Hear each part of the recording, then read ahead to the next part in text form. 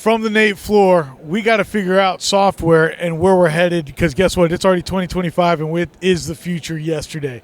We talked to an expert on this episode of The Crude Truth. In 1901, at Spindletop Hill near Beaumont, the future of Texas changed dramatically as, like a fountain of fortune, thousands of barrels of oil burst from the earth towards the sky. Soon, Detroit would be cranking out Model Ts by the millions, and America was on the move, thanks to the black gold being produced in Texas. Now, more than a century later, the vehicles are different, but nothing else has truly changed. Sure, there may be many other alternative energy sources like wind and solar and electric. But let's be honest, America depends on oil and entrepreneurs, and if the USA is truly going to be independent, it has to know the crude truth. This episode is brought to you by LFS Chemistry. We are committed to being good stewards of the environment. We are providing the tools so you can be too. NAPE Expo, where deals happen.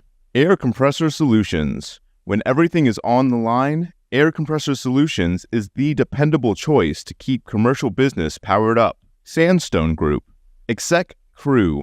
Elevate your network, elevate your knowledge. Texas Star Alliance. Pecos Country Operating. Fueling our future. Oh my gosh, we're just here live at NAPE, just having a blessing of a time.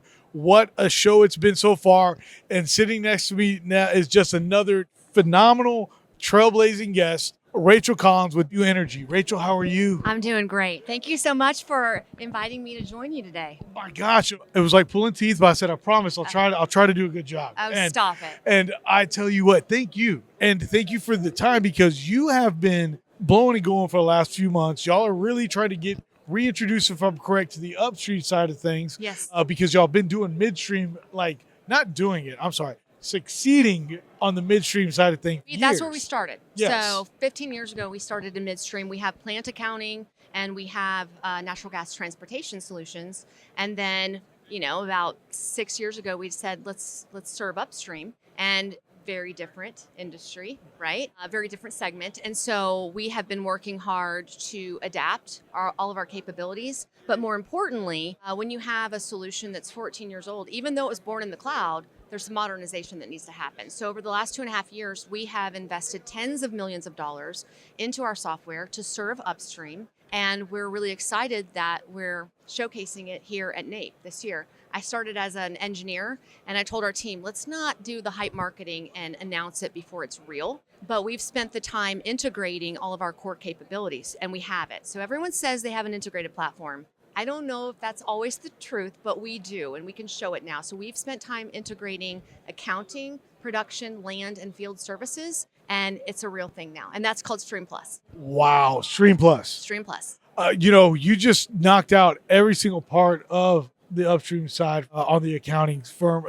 I don't know if you know this or not, but that's technically how, as a family, we got into oil and gas. I did not know that. Yes, ma'am. So my dad, and if he was standing right here, and the people have heard me say this, he's a computer nerd by trade, software engineer. So am I. And, he very gung-ho guy in 1969, trying to go overseas and go do that whole Vietnam thing. And his mom and dad were like, nope, we're going to shove you off to college. And it was number one on some aptitude test that he took in high school. Okay. It was like computer programming. Okay. And they shipped him to school. My dad goes, I don't know what happened. Next thing I knew, I was at Kansas, and I was in school for the next several years. And he came back home, and so he started writing different kinds of software. And then in the mid-'80s, he started writing custom accounting software for several of the oil and gas families in Fort Worth. Okay.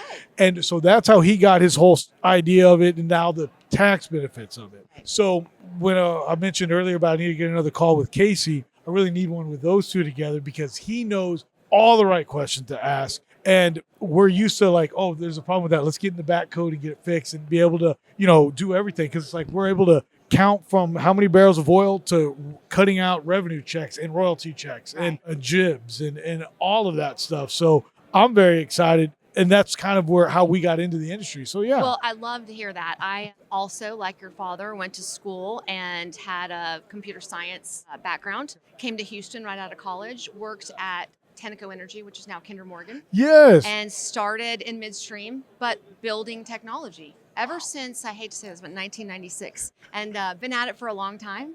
And it's fun.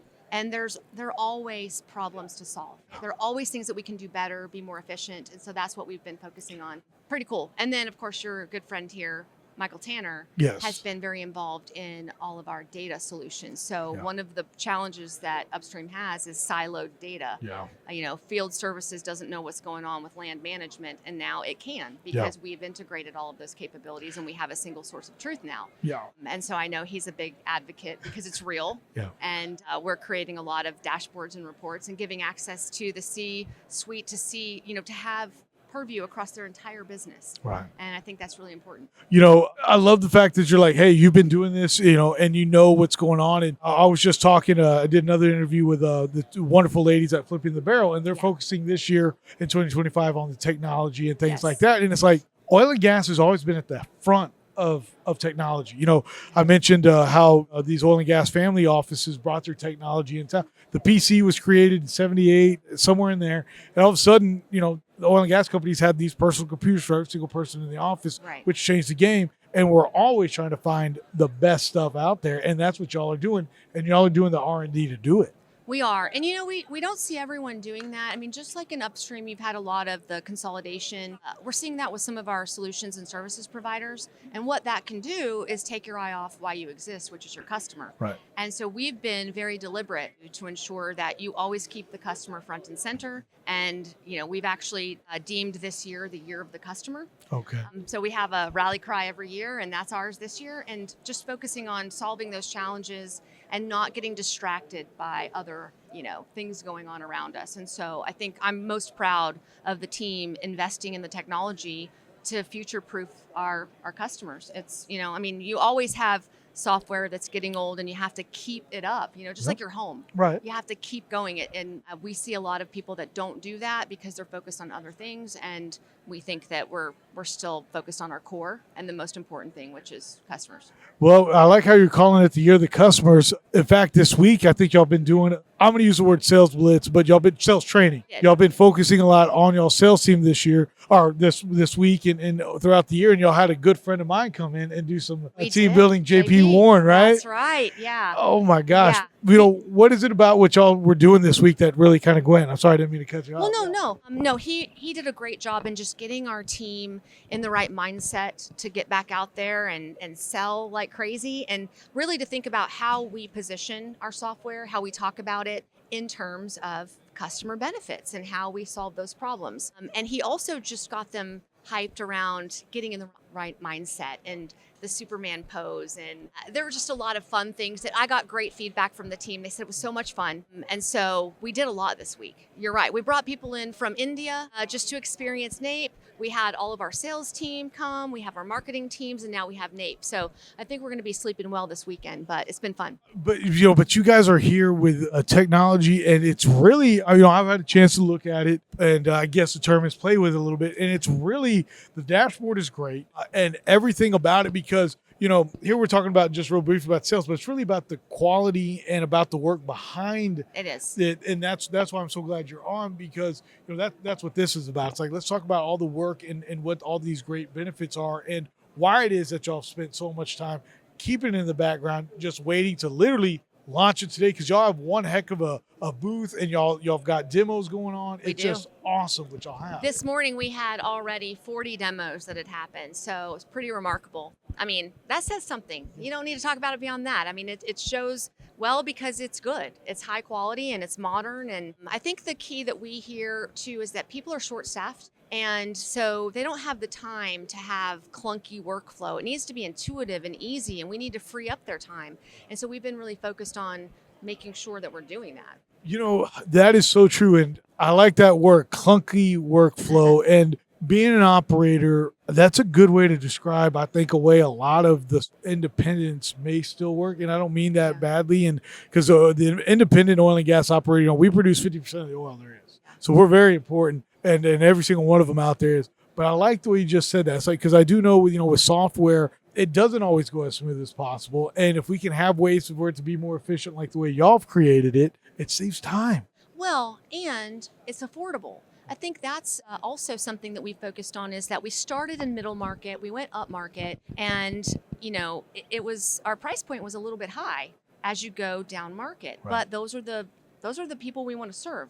And so we've been really focused on how do we make this more economical so that we can gain market share. Right. And that's been a big push for us as well. And it's one of the reasons we announced that our new standard is private cloud. So, everybody talks about public cloud and the big players there, but it's gotten just extremely expensive, doesn't deliver on the promises that it was meant to. And so we have gone full-blown private cloud, which takes our cost down by 70% so that we can actually provide to smaller operators.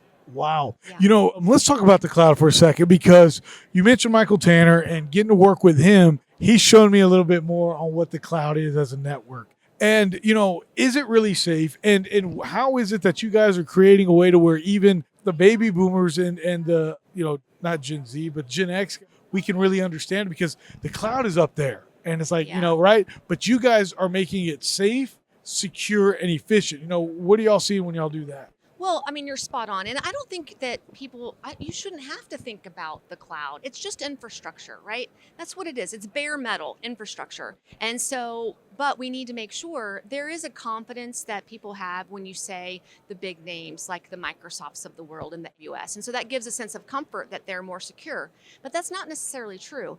And so we have private partners, private cloud, where we have more control, it's more economical, and it's more secure. And we go through a very rigid process every year, an audit that's called SOC 2 Type 2, and that just proves that, it's essentially proving that we're secure. And so we have all of that available for customers that might be hesitant about the cloud, and we can share that and gain the confidence there. Wow, yeah, because like the cloud, I've always... You think it's just up there. Yeah. And it's like, well, how do you do that? It's just a bunch of servers, and you shouldn't have to think about that. Yeah. Yeah. Because again, I know when you talk about the independence and things, they had a server, it's like physically in somewhere, and it was like, that's where everything went. And if that thing went down, you were SOL. It's not that different. It's just a larger scale. Right. Right. And it's just something that's become such a commodity that it should just work. Yeah. And, whether it's in the cloud or not, but we were born in the cloud, meaning that a lot of solutions, when I started my career in 1996, they were client server, it was on-prem. When you try to take something like that, that's designed for being on-premise with the customer and put it in the cloud, it doesn't operate the same way that if you build it to be optimized in the cloud. And so that is one benefit, that we built our solution so that we take advantage of all the things the cloud has to offer, and we're optimized in the cloud. Another thing, y'all got y'all started on the midstream side, and now y'all are upstream. Can you tell me the differences that you've seen, and like, were there any surprises when trying to go from the midstream to the upstream side? Huge difference. I actually have spent a lot of my career in midstream and downstream. I came from retail petroleum, and I thought, this won't be too much different. It's completely different. And I would say it's very complex. For instance, depending on where you operate, you could be on an Indian reservation and have thousands and thousands of small fractional owners at a well, versus if you're in Permian. Regulatory compliance is completely different. The reporting that you need is completely different. So I think what we've discovered is in midstream, it was more regulated. In upstream, it's a little bit of the Wild West, and so there's some complexity that we had to understand. But we've been at it for 6-7 years in upstream, and I think we get it. We have our arms around it, and now it's taking that complexity and making it not complex. Meaning, if you operate in Permian, you shouldn't have to see all the things if an operator was in Appalachian Basin, right? We used to have all of that available to everyone. We've been making features toggle, like you can toggle things on and off, or I don't want to see that screen because I don't use it because I don't operate there. So just simplifying so that even though you're dealing with a ton of complexity, it doesn't feel that way. Wow. I'm so glad to hear you talk about the regulations and like you talk about these Indian reservations. And how many people get paid. Like, first of all, so many people benefit from oil and gas, but then the amount of regulations and really rules that you follow to keep everything right, especially as an operator or an E&P company, is so important. And that's why software like yours is literally so important, because it comes down to the pennies and cents. It does. And we know that there are strict deadlines that your owners need their checks cut. We're a financial accounting solution.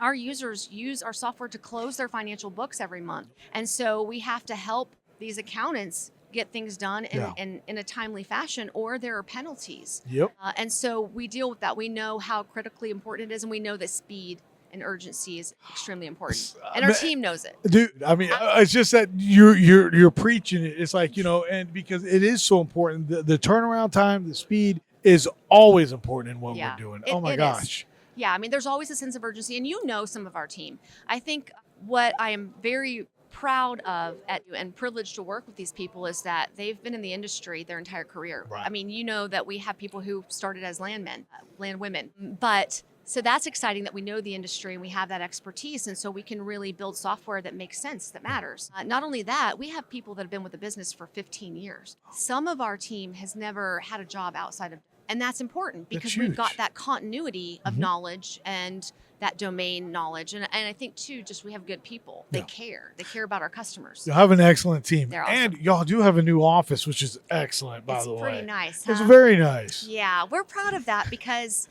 this is where our customers are. 70% of our customers are based in Texas. And so although we were founded in Tulsa, it just made sense for us to have our HQ here in the Houston area. And so we waited to be in the en vogue area of City Center. We wanted it there, and so the good news is we're open and ready for business. Are you going to try to get your whole team out this way, or keep people moving, or remote and things like that? We let them stay remote. We've got about 25% of our team here in Houston, but 50% of the team's in India. Oh. So, we'll relocate people if they want to, but we're pretty flexible. I would say our office is a collaboration center. I don't require that people come in during these hours, but I will say there's nothing like personal interaction. Right. And if I may, y'all have a wall there at y'all's office, and if I can try to get a picture of it, I will. But it's like y'all's can-do wall, and it's got all these positive sayings on it, and that's awesome. Well, we talked about our culture and how important it is. And everybody says it's important, but we really believe that. It's extremely important. And so there's a book called Begin With We, and it talks about just 10 basic principles. And the number one is we do the right thing always. Yeah. We pay attention to details because details matter. We lift each other up. We acknowledge our mistakes. So there are a lot of things that we've built our culture around, and we have a wall that all of those we's are highlighted. Yes. Front and center for us to remember. And it's in bright and orange. So it is. It's great. Rachel, for those out there that are looking for that updated software, that need to get that personal software, how can they reach out to W Energy? Take a look at our website. It's wenergysoftware.com. And we have someone monitoring live chat, so you can ask questions, get a demo set up. We have all of our leadership team on the website. You can reach out to any of us directly. We're still a small team, small company. We still talk to our customers, all of us, which is nice. And so, we're all available to share more about W. That's our favorite topic. To talk about W? Yeah. I can't imagine. I love it. But, I will say this. I think what y'all have going, I think it's going to be very cool to watch it over the next couple of years. I think it's going to get a little bigger. I think you're spot on. I think it's good, but that's that's an off topic, off air, but I really do think so. Yeah, I agree, and we've got some big plans. We've got some really supportive investors. Anything you want to drop? Not yet. Okay, sure. But maybe not this week, but so you're not running for office yet? Not yet. Okay. But maybe in a couple months we'll have some big things to share. I will tell you, we're announcing some new partnerships, and we have a new midstream partner. We're taking on measurement. Oh. So one player in measurement. Oh my God. So we've got some solutions there and more to come. Okay. And also, I want to get you out to the field at some point. You need to come out to the oil field. We'll get it done. So we'll get it done. I'm going to hold you to that. Yes, ma'am. Especially with y'all all here in the Houston area. We'll find it. Oh, yeah. We'll make the time. Well, Ms. Collins, I cannot thank you enough. Just what you're doing. We could talk about so many other things. You are the CEO of a heck of a company and a man-dominated. Oh, that's right. Keep it up. You're the best. And we're going to have you back on. I want to have you actually at my studios in Dallas. I think that's what we need to do. Studios in Dallas, and we'll go out to the field. I'd love to. And anytime you're here in Houston, just consider the W office your home. Deal. Okay. All right. Well, again, need up-to-date accounting software, technology. The cloud is a friendly place. Rachel Collins and Energy got you covered. Thank you as always, and we'll talk to you again on the Crude Truth. Again, the Crude Truth would like to thank today's sponsors: LFS Chemistry, NAPE Expo, Air Compressor Solutions, Sandstone Group, Exec Crew, Texas Star Alliance, Pecos Country Operating, and Real News Communication Network. The easiest way to start your own podcast and TV show? Real News Communications Network. Stand out from your competition. Produce streams of high-quality social media content. Become a thought leader in your industry. With RNCN, you get to be the host. We handle everything else. Tour one of our 3 locations in Dallas, Fort Worth, and the Colony. Call 972-402-6333 or visit launchashow.com to find out more.